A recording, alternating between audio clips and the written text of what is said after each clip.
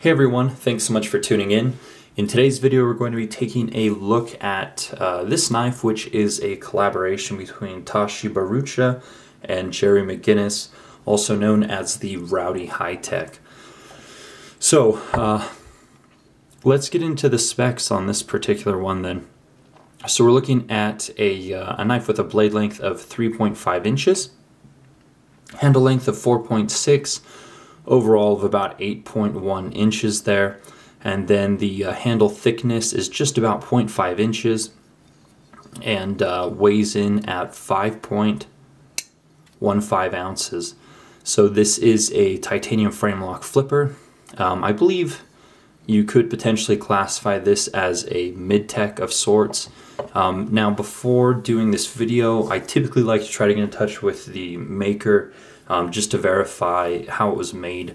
Unfortunately, I was not able to get in touch with Gerry regarding this particular knife, so I have no idea how much handwork went into it, or you know, how many were made and so forth. But well, you know, we'll just kind of push forward, and I'll give you the information that I can, as well as my overall impressions and so forth. But anyhow, so those are the specs for the most part. As far as my overall impressions, well, it's actually quite an impressive knife. It still has kind of that Midtech feel with the primarily flat handles. You know, it doesn't have that full custom feel to it that perhaps, you know, maybe his customs do or other custom makers do. But I think this one is better than the majority of the Midtechs out there. The action is absolutely superb. There has been some rounding. Not sure if that was accomplished via machine or by hand. But this is wonderfully executed. It's a very addictive knife to, you know, to fidget with. Good materials, nice fit and finish. You know, we'll talk about the value towards the end, but you know, overall, I think it's a very well done knife. Any collaboration with Tashi Bharucha is certainly worth taking a look at. His design language is definitely present, and this knife has absolutely beautiful lines. So those are my overall impressions. Bit of a ramble, but let's go ahead and break it down, I suppose. So let's first start with the flipping action, and I think this is where this knife comes ahead.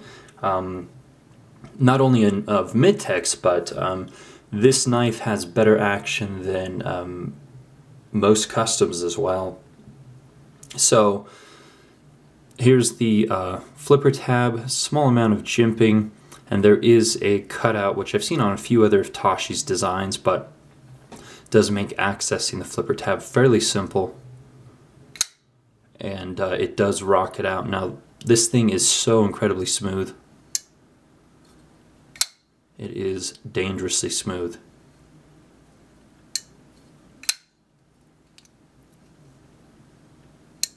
So, you know, kind of that guillotine action there, but, you know, some people love that, some people hate that. I think it's impressive on knives that have, you know, zero blade play, that they can be that smooth, lock up that solid.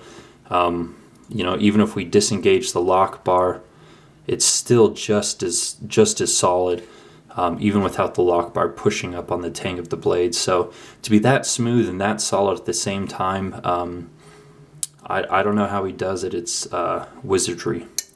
Now this one is on loan for my friend CJ, and I've had this for far too long, so my apologies to CJ. But he did handle quite a few of these at a custom knife show. I don't recall which one, might have been the Gathering. But he said he handled 10 to 15 different ones, and they all had the exact same action, same detent, equally as smooth. So even among custom makers, they have trouble replicating the exact same action from knife to knife. And you'll often hear people who collect knives from a specific maker state that, you know, among all of my knives from this individual, this particular one has the best action, but apparently they were all almost indiscernible from knife to knife, and from all of them to have this type of action does sound quite impressive. from what essentially is, I'm assuming, a production knife that has the maker's hands on it. So yeah, the action is very impressive. Now the blade still, I believe it is CPM 154.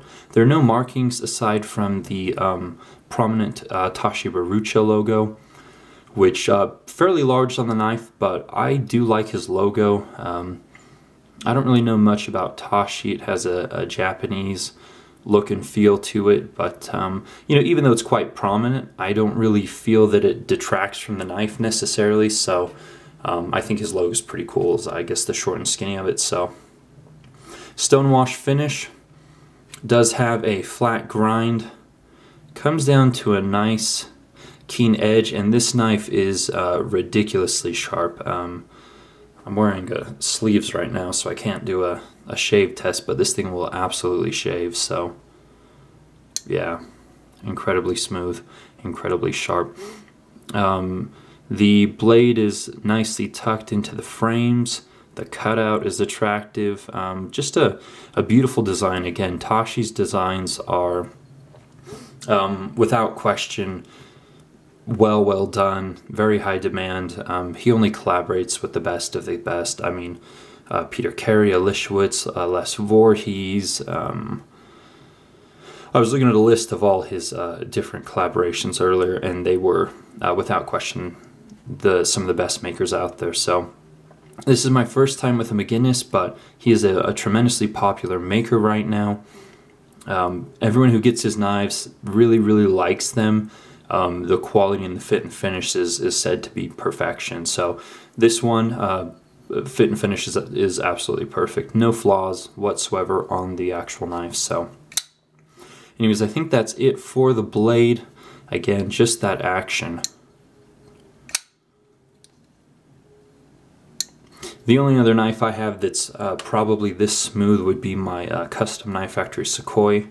That knife is ridiculously smooth as well. So anyways, let's take a look at the handles. Now there are different variations I've seen out there, like some have holes cut into the handles, some have like orange back spacers. This one has been given what looks like a stonewash, and then it was anodized a beautiful bronze, maybe some purple highlights here and there.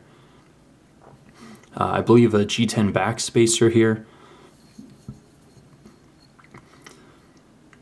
And on this side, just your standard frame lock. Spring bent pocket clip, functions wonderfully. I do find that the way these two screws are set up, it gives you a nice traction point to pull it out of the pocket. So I do appreciate that on knives, having something to grip when you pull it out. So that's pretty cool. But you know, not the most exciting pocket clip, especially in the price range. But those who carry and use their knives a lot, primarily spring clips work better than you know, 3D machine titanium clips. I mean, the titanium clips that are sculpted and so forth have to be very well done in order to function as well as a standard spring clip. So, and that's not to say that all spring clips are perfect, but you know, there's just nowhere for it to hang up or catch or any of those things. So it certainly works well.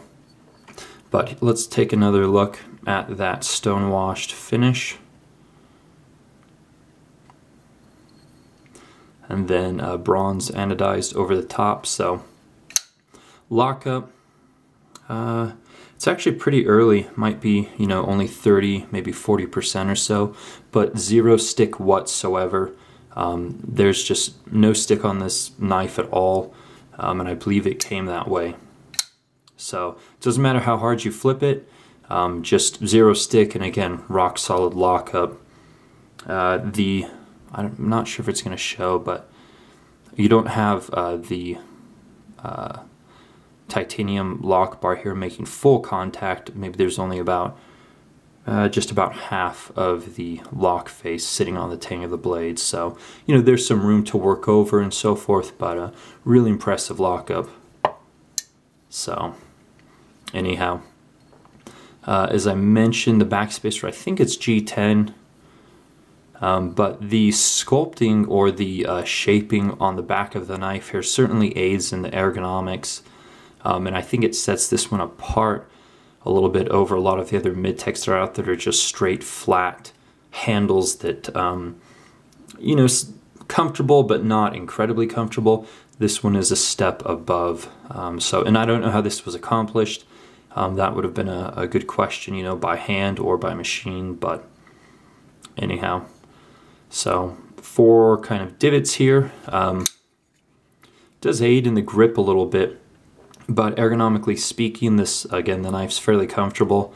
You have this cutout here that allows 2 fingers, and it locks in the blade really well, so no jimping, but you know, this isn't a knife that you feel like you'll slip on. Here it is, my extra large hands. I do have to kind of squeeze up a little bit to get both my fingers here in this groove or cutout, but it works, and it's nice. This knife is definitely a nice user. If you're doing draw cuts, you know, 1 finger gets in there, nice and secure for draw cuts too, so yeah. So, you know, let's talk about value. So this is, I believe, one of the most expensive Midtechs on the market. And I don't know why. I'm fairly certain that these are US made. You know, not absolutely, but like 99% certain these are done by Mcginnis in his shop. You know, that will increase the cost, but these are, I think, new over the $650 mark. You know, secondary market, you can find them for less expensive if you keep your eyes open, but fairly expensive as far as Midtechs go. It is a notch above. The action is absolutely incredible. And 2 other considerations. I believe this is the least expensive Tashi collaboration, as well as Mcginnis collaboration you can get your hands on. So, you know, Tashi primarily does custom collaborations with custom makers.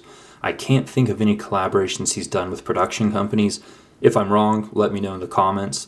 But this is, you know, even in the $650 range, this is the least expensive way to get your hands on a Tashi design, as well as a Mcginnis knife. So, you know, even some of the customs, they look quite similar to this. They have the same cutout on the lock bar.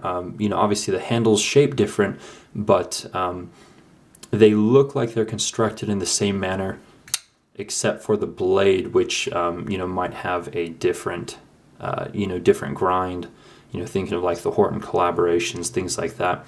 And that's not all of them. I've seen some really crazy ones from Mcginnis, but some of his customs look like they're made on the same, in the same fashion as like this Midtech. But anyways, so, you know, I'm not going to say that it's not worth the money. I'm going to say it's the most expensive Midtech I can think of, but this knife definitely shines in terms of the design, definitely in terms of the action. It just works really, really well. So I do like it quite a bit. And if I had the funds, I would definitely give some thought to purchasing one as well. Now I do have another Tashi design, the Jetstream, that just came in, and that knife is incredible as well, but it's also twice the price of this particular one, at least. So again, a few things to keep in mind when you're considering the value and if you want to purchase one. But yeah, just a really cool knife. Really glad to have had the opportunity to check it out. If you guys have the opportunity, definitely try it out. I think that you would definitely be impressed. So, alright, so that's pretty much it for the most part. Comments or questions, let me know. If you guys have one of these, please share your thoughts in the comments. You know, let me know if you agree or disagree with kind of my thoughts on it. Talk to me about the value a little bit. You know, do you think that it's worth the money?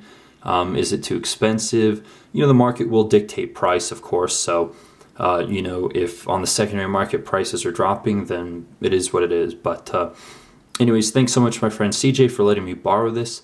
I need to ship this back to him as soon as possible. And again, if you guys like the video, give me a thumbs up. And please subscribe if you're not. So I will see you guys later. Take care.